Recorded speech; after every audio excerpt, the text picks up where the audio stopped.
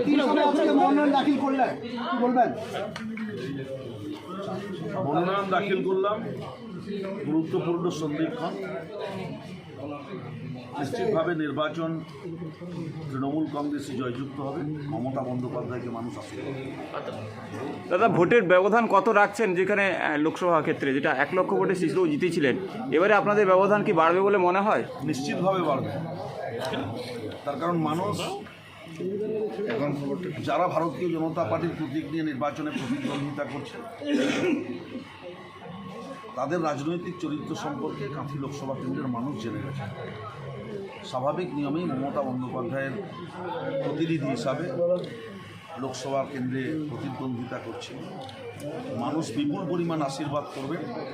জয়ের মার্জিন 19-এর থেকে বাড়বে। দাদা, আজকে বর্ষিয়ান রাজনীতিবিদ তথা কাঁথির বিধায়ক সংসদ শিশির অধিকারী জানাচ্ছেন যে তৃণমূল মানেই চোর, অথচ চোরদের একটিও কেউ ভোট দেবে না।